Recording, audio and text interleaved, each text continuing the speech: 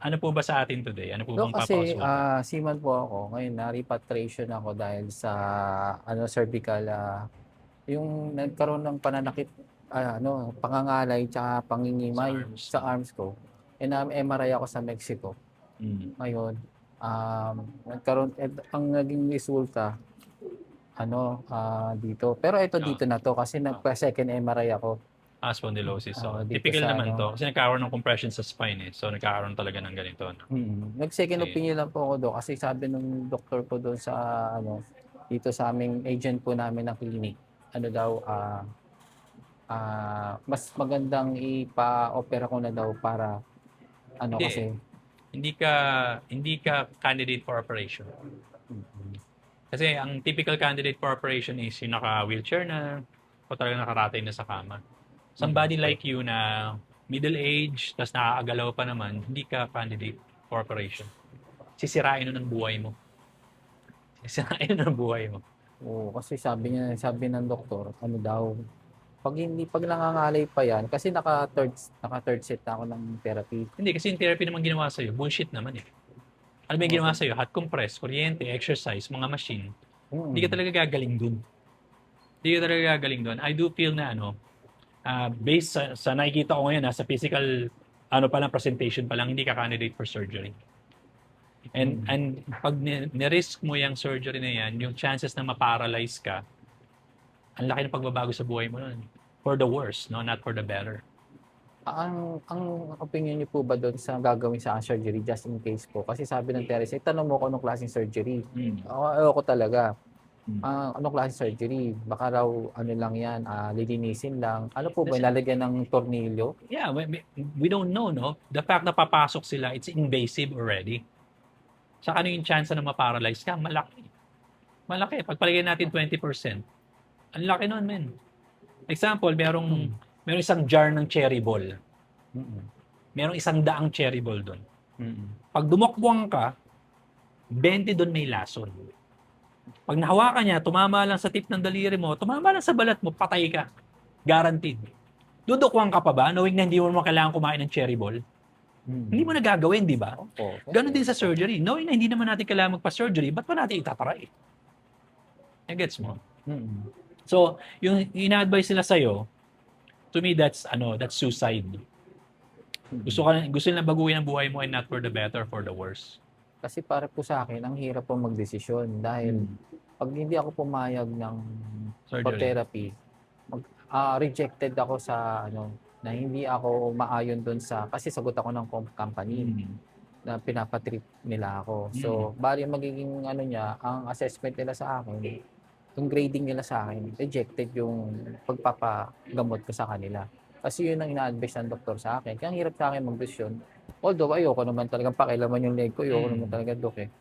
Yun nga lang, mawawalan ako ng trabaho kasi hindi ako maisasakay ulit pagka gano'n na magiging grading sa'kin, pagka gano'n. It's Ano your kaya decision, man. It's your decision kasi um, mm, example lang naman, nagpa-surgery ka kasi kailangan mo yung trabaho mo, na-paralyze ka na, paano ka magtatrabaho? Gets mo? Versus, i-treat muna natin, saka ka, saka ka mag-comply doon kung talagang wala nangyari sa gagawin natin.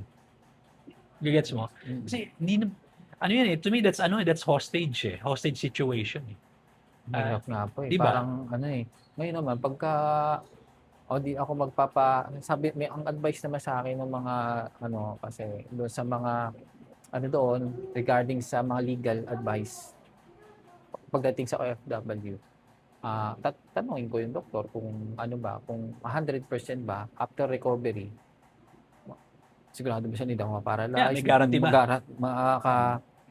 sa tingin po ba dok makakasagot ang 100% ng mga doktor Hindi. after Hindi. surgery? Kaya Hindi nga naman, 'di pipirma ka ba? ng waiver eh. Pipirma ka Mm, ng waiver, pag may nangyari sa'yo, hindi ka nila cargo.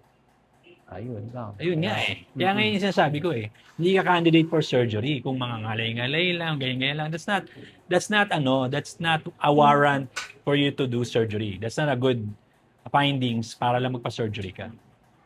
Dahil lang naipit, dahil lang may spondylosis ka sa findings nila, ba't ba nagka-spondylosis? Hindi nga lang masagot yun eh. Kasi nag-iedad ka na, yun lang sasabihin lang. Kasi because of your work, which is bullshit. Sabi nila irreversible daw, hindi na raw pwedeng ano, No, maibalik. yun ang sabi nila, pero hindi Irreversible. totoo. Hindi totoo. Yun ang sabi nila. Ako kahit sino sa kanila, challenge ko. Sige, patunayan mong irreversible yan. Paano kung ma-reverse ko yan? Di mali ka na. Tumigil ka sa pagiging doktor mo dahil bobo ka. Yun lang ang sabihin ko sa kanila eh. Yun ang ano nila eh. Di ba? Yun ang Kasi, sinasabi ano yan eh, nila sa akin. pagdating sa decision making na ganyan na pinapakailaman nila yung katawan mo, sa akin hindi na ayos yun eh. But then again, it's your livelihood, it's your life. Ikaw pa rin magde-decide eh. May kasi pakialaman yung ganyan. Kasi trabaho mo, buhay mo. Di ba? Yung po, papalit mo yung trabaho mo. Oo. Kaya okay lang sa akin daw magpa-opera kung hindi ba yun mako-compromise yung work ko. Oo. Walang problema. Ngayon, kung susunod ako sa gusto nila, 100% ba makakabalik ako sa tamang kondisyon? Hindi. Yun ang gusto ko lang sigurado nila ako. In fact, nandun pa rin yan. After ka opera, nandun pa rin yan. Hindi mo mawala yan. Kasi nanonood din ako ng procedure eh. Ha? Lalagyan ng tornilyo, Oo, ganun. tornilyo, bakal. Fusion, tama po ba yun, Fusion, Doc? oo. Mga ganun. That's bullshit. Ba't ba nagkaroon ng spondylosis? Kasi nagkaroon ng compression ng spine. Saan nanggaling yung compression ng spine? Ano ba nagpapagalaw ng buto, muscle?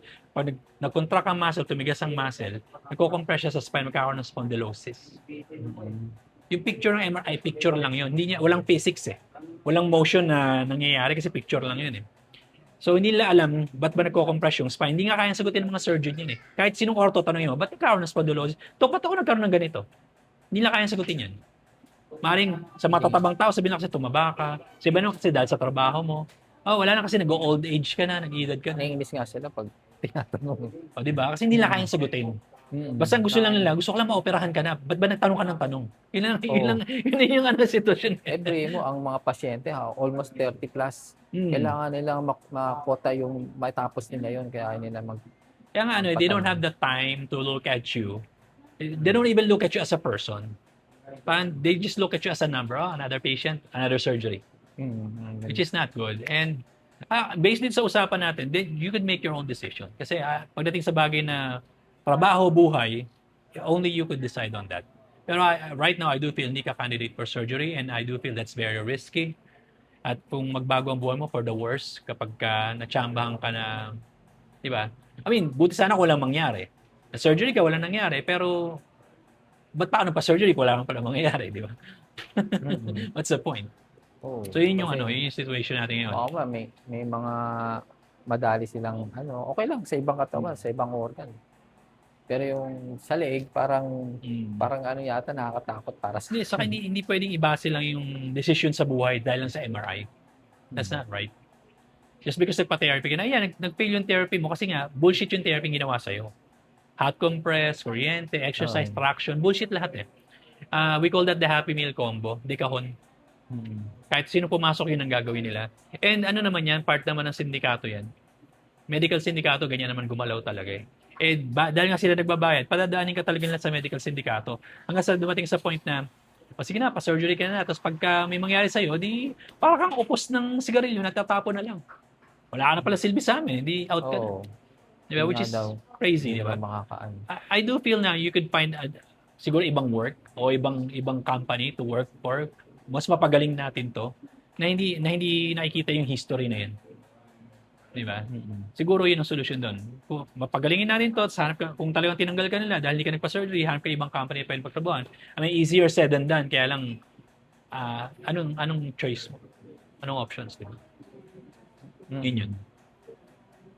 Pwede naman daw ilaban ang mga claims ko kung hindi makakasigurado ang doktor na 100% makakabalik ako sa tamang. Hindi man sigurado. Dati akong kondisyon. In fact, papermahin ka ng waiver. Guaranteed naman yun. Alam ng lawyer yun.